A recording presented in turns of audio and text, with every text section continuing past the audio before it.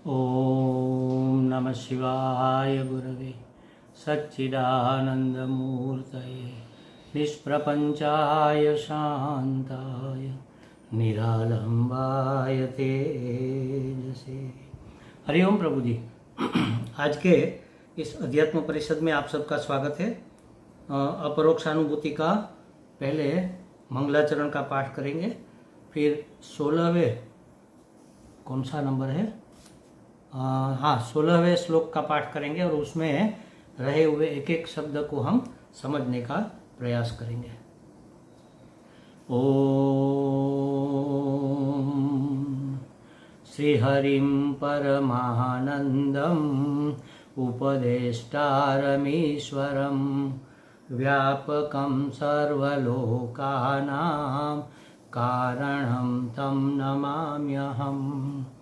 ओम अहमेकोऽपि सूक्ष्मश्च ज्ञाता साक्षी सदव्ययः तदहं नात्र संदेहः विचारः सोऽयमीदृशः। विचारः कर्तव्य कहा है कि आत्म तत्व को, परम तत्व को, परमात्मा तत्व को, स्वस्वरूप को जानने के लिए विचार करना चाहिए। विचार की पद्धति भी हमें बता दी गई 12 से लेकर 15वें श्लोक तक कि मैं कौन हूँ, कैसा हूँ, कहाँ हूँ, क्यों हूँ, ये जगत क्या है, किसने बनाया, इसका उपादान क्या है, ये सब जगदीश के बारे में भी सब चर्चा हमने कर ली। और फिर अब कंक्लूजन बताते हुए संक्षेप में सार संक्षेप बताते हुए आत्मा का ब्रह्म से, माने मैं और परमात्मा एक है, ऐसा अभिन्नत्व दर्शाने के लिए ये 16वां श्लोक बताया गया है। इसमें एक एक शब्द ब्रह्मात्मा ऐक्य का निर्देश करता है। अहम एकः, ये हम समझ चुके कि मैं एक ही हूँ।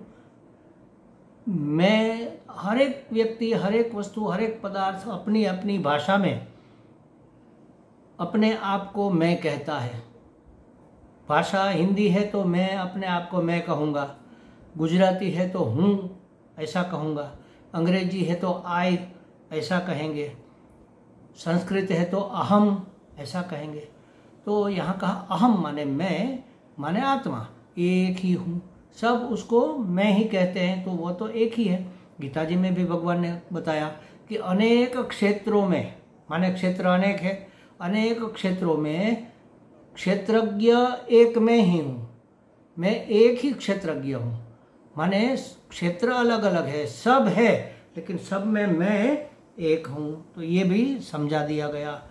अपि सूक्ष्मश्च, और मैं सूक्ष्म हूँ, सब जगह कैसे हो सकता हूँ, इतना विशाल, इतना व्यापक, सर्वव्याप्त अगर मुझे होना है तो मुझे सूक्ष्म होना पड़ेगा। स्थूल वस्तु की तो मर्यादा होती है, परिसीमा होती है, तो सीमित मैं नहीं हूँ, मैं असीम हूँ, ऐसा बताने के लिए कह दिया गया सूक्ष्म हूँ। और दूसरा सूक्ष्म शब्द बताने का कारण यह भी है कि मैं मन, बुद्धि और 5 ज्ञानेंद्रियों का, माने 11 इंद्रियों का समझ लो, 5 ज्ञानेंद्रिया, 5 कर्मेंद्रिया और 1 मन। मन बुद्धि का मैं विषय नहीं हूँ, मैं इंद्रियों से पकड़ में आने वाला स्थूल पदार्थ नहीं हूँ, मैं इतना सूक्ष्म हूँ, यह बताने के लिए सूक्ष्म शब्द का इस्तेमाल किया। अब आगे कहते हैं मैं ज्ञाता हूँ, मैं सब, ज्ञाता माने जानने वाला। देखो, कोई भी वस्तु हम जब जानते हैं तो उसमें त्रिपुटी रहती है। एक जानने का विषय, उसको ज्ञेय कहते हैं शास्त्र की भाषा में। जानने का विषय रहता है ज्ञेय, जानने वाला रहता है ज्ञाता, और जानने की प्रक्रिया रहती है ज्ञान।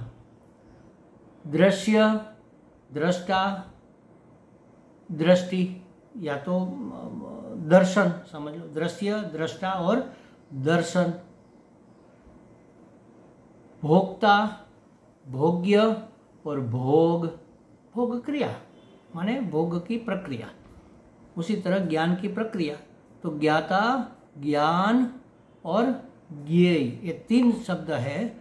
लेकिन जब हम देखते हैं तो ज्ञाता ही सब रूप में प्रतिफलित हो रहा है।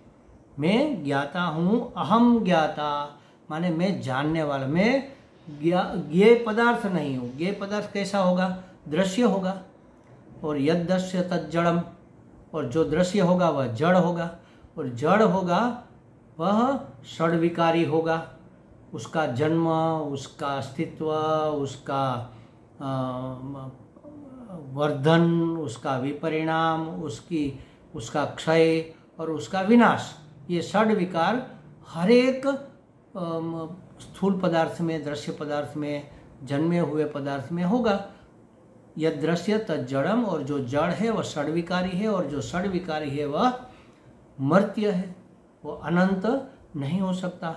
और यहाँ कहा कि मैं तो अनंत हूँ, क्योंकि मैं एक हूँ, मैं सूक्ष्म हूँ, सर्वव्याप्त हूँ, माने अनंत हूँ। तो अनंत हूँ तो मैं दृश्य नहीं हो सकता, ज्ञेय पदार्थ नहीं हो सकता, तो मैं कौन हूँ? उसका जानने वाला, ज्ञाता हूँ। तो मैं ज्ञाता हूँ, भले ही मैं मानता रहूँ कि मुझे कुछ पता नहीं, मैं अज्ञानी हूँ, मैं अल्पमति हूँ, मगर वास्तव में मैं अज्ञान को भी, अपनी अल्पमति को भी, अपनी मूढ़ता को भी जानने वाला मैं हूँ। तो अज्ञान, मुझ में अज्ञान है, यह कौन जानता है? मैं जानता हूँ। तो मैं अज्ञान नहीं हूँ, मैं अज्ञान का ज्ञाता हूँ, अज्ञान को जानने वाला, उसका अधिष्ठान, उसका आधार हूँ। तो जैसे प्रकाश स्वरूप सूर्य है, तो किस प्रकार का ज्ञाता है ये भी बताते हैं कि सूर्य है, उसमें प्रकाश है, वह अंधेरे का विरोधी है। जहाँ सूर्य होता है वहाँ अंधेरा नहीं रहता।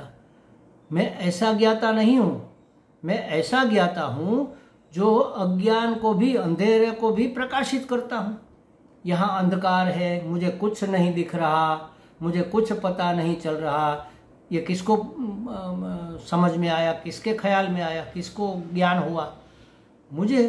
तो मैं अंधकार का भी, अज्ञान का भी, अभाव का भी जानने वाला मैं ऐसा ज्ञाता हूँ, ऐसा प्रकाशक हूँ, सूर्य जैसा प्रकाशक नहीं, माने अविरोध ज्ञाता हूँ।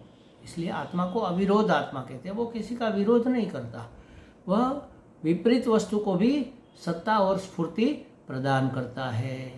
इसलिए तो देखो यहाँ पर हम जब कहते हैं ना संसार में कि अरे इतने बुरे बुरे लोग हैं, इतने आतंकवादी है, इतने धूर्त लोग हैं, भगवान उसको निपटा क्यों नहीं लेते, मार क्यों नहीं देते, उसको, उसका निवारण क्यों नहीं कर देते? क्योंकि उसमें जो सत्ता स्फूर्ति है ना, वो भी वहीं से आती है ना। बिजली एक समान है। अब गर्मी के दिन है तो हम कहेंगे करे ये बिजली हीटर में गर्म क्यों हो रही है और एसी में ठंडी क्यों हो रही है, कूलर में या एसी में या समझ लो फ्रिज में ठंडी क्यों हो रही है? तो वह ठंडा होना और गर्म होना यह तो उपाधि का धर्म है, बिजली का धर्म नहीं है। बिजली तो दोनों को सत्ता स्फूर्ति प्रदान करती है, हीटर को गर्म करती है और फ्रीजर को ठंडा करती है। तो उसका जो स्वभाव है, स्वभाव माने पूर्व के जो संस्कार, उसके अंदर जो संस्कार डले हुए हैं, वैसा वह उपकरण, वैसी वह उपाधि अपने धर्म अभिव्यक्त करती है। तो सज्जन मानस सज्जनता व्यक्त करता है, दुर्जन मानस से दुर्जनता अभिव्यक्त होती है, लेकिन उसकी दुर्जनता को भी सत्ता स्फूर्ति तो आत्मा से ही मिलती है। आत्मा किसी का भी अविरोध नहीं करते। क्यों? क्योंकि आत्मा तो अस्तित्व स्वरूप है, उसका होना ही आत्म तत्व के कारण है। अस्ति भाति प्रिय, उसका होना, भासमान होना और उसका किसी के लिए भी उपयोगी होना। जैसे कहते कि अरे ये गोबर तो गंदी चीज है, ये लेकिन हमारे लिए गंदी है, किसी को तो काम की होगी। उसके अंदर जो कीड़ा पड़ा है गोबर का, उसके लिए तो वो जीवन अमृत है, उसका जीवन है। गोबर सूख जाएगा, कीड़ा मर जाएगा, तो किसी के लिए तो उपयोगी है, प्रिय है। तो हर एक व्यक्ति, हर एक वस्तु, हर एक पदार्थ जिसको हम अच्छा कहे, भला कहे, बुरा कहे, है तो किसी न किसी रूप में अस्ति भाति प्रिय, सत चित आनंद की ही अभिव्यक्ति है। तो उसको सत्ता स्फूर्ति कौन देता है? आत्मा। तो आत्मा अविरोध आत्मा है, वही आत्मा ज्ञाता है। ज्ञाता है माने सब जानता है, किसी का विरोध नहीं करता। प्रकाश है वह अंधकार का भी विरोधी हो सकता है, लेकिन ये आत्म प्रकाश कोई अभाव का विरोधी नहीं है। यह जिसको हम अज्ञानी कहते हैं वह कैसा है? दिव्य भव्य प्रकाश में तो साक्षात ज्ञान ही विराजमान रहता है, ऐसा मैं हूँ। I am awareness, I am consciousness, ये बात हमने लास्ट टाइम देखी थी। आगे कहते हैं अहम साक्षी ही, मैं साक्षी हूँ। कैसा साक्षी हूँ? साक्षी माने जो न तो कुछ करता धरता है, उसको कहते हैं साक्षी। मैं साक्षी हूँ। जो भी घटना घटित होती है, जो भी स्थिति निर्मित होती है, वह सब समय मर्यादा के अंदर होता है, काल की मर्यादा के अंदर होता है, देश की मर्यादा के अंदर होता है। उस समय का, उस काल का भी मैं साक्षी हूँ। जिस समय हुआ उस समय का भी मैं साक्षी हूँ। जिस स्थान में हुआ, जिस देश में हुआ, उस देश का भी मैं साक्षी हूँ। जो घटना घटी उस घटना का भी मैं साक्षी हूँ। जिसके साथ घटना घटी उसका भी मैं साक्षी हूँ। साक्षी माने उसका ज्ञाता, दृष्टा, उसको देखने वाला, जानने वाला। नहीं हूँ मैं समय में बद्ध, और नहीं हूँ न तो समय है मुझ में प्रवृत्त।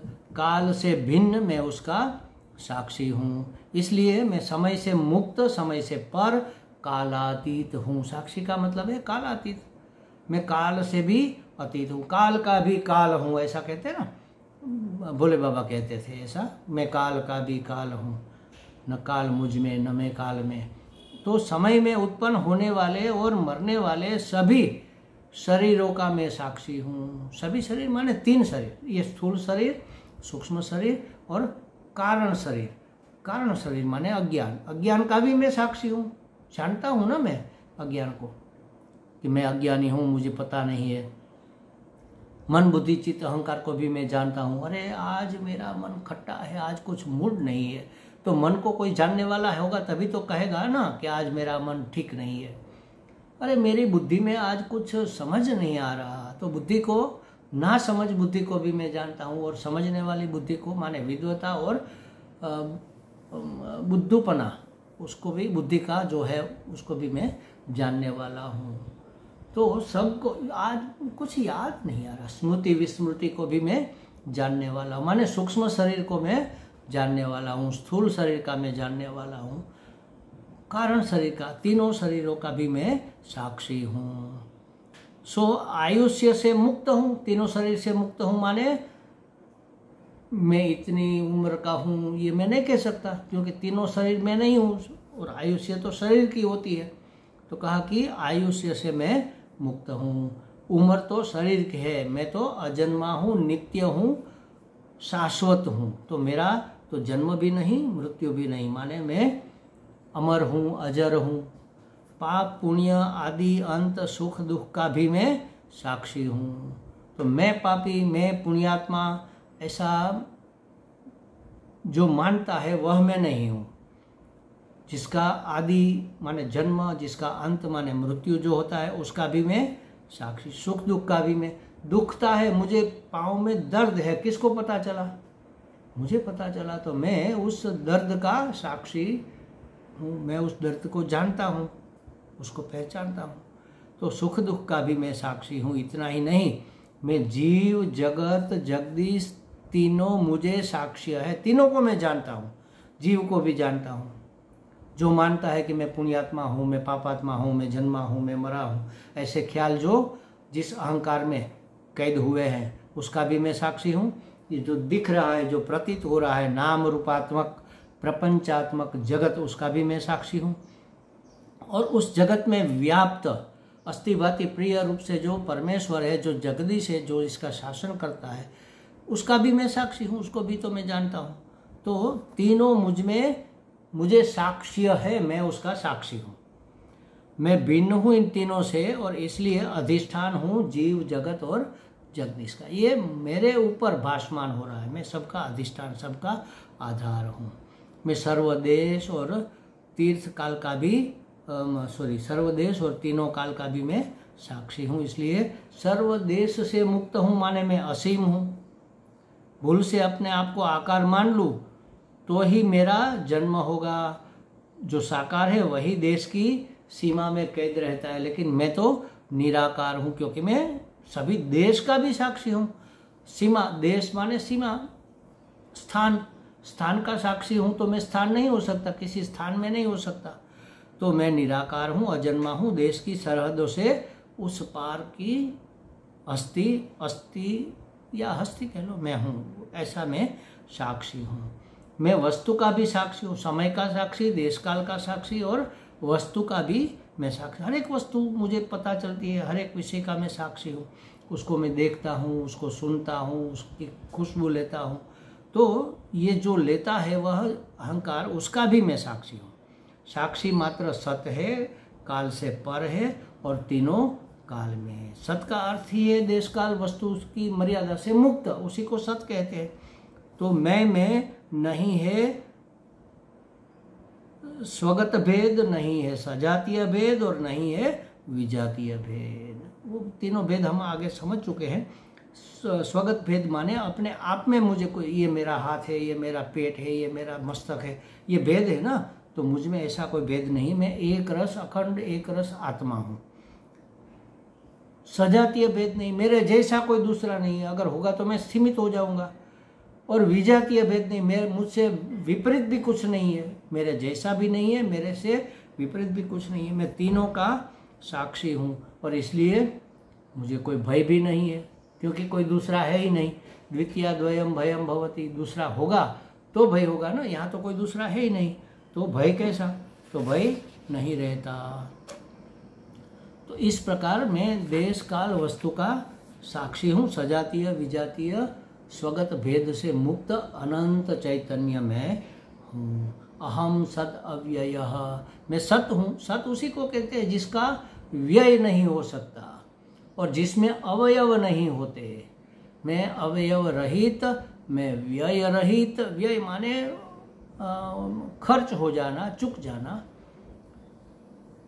पैसे व्यय हो जाते हैं ना, समय बर्बाद हो जाता है, बर्बाद हो जाना माने धीरे धीरे घिसते जाना, तो क्षीण होते जाना, क्षय होते जाना, ये मुझ में नहीं है। इसलिए मैं सत स्वर अहम अव्यय, मैं ऐसा शाश्वत अस्तित्व हूँ जो था, अभी हूँ और रहेगा। उसी को शाश्वत कहते हैं, उसी को सत कहते हैं, उसी को भी ये कहते हैं। मेरा व्यय नहीं है। अव्यभिचारी जिसको कहते हैं, जिसमें व्यभिचरण नहीं होता, जो अचल होता है, चलायमान नहीं हो, अचल निश्चल अव्यय आत्म तत्व मैं हूँ। नहीं मेरा देश में व्यय, इसलिए मैं निराकार हूँ। नहीं मेरा काल में व्यय, इसलिए मैं नित्य हूँ। नहीं मेरा वस्तु में व्यय, इसलिए मैं निर्विशेष हूँ, निर्विषय हूँ, क्योंकि अजर अमर अनंत आत्म चैतन्य मैं हूँ। हम एकोपि सूक्ष्मश्च ज्ञाता साक्षी सदव्ययः। इतना हमने अभी तक समझा। आगे की चर्चा हम बाद में करेंगे। ओम पूर्णमदः पूर्णमिदं पूर्णात् पूर्णमुदच्यते पूर्णस्य पूर्णमादाय पूर्णमेवावशिष्यते। ओम शांति शांति शांति। हरि ओम। श्री गुरुभ्यो नमः। हरि ओम।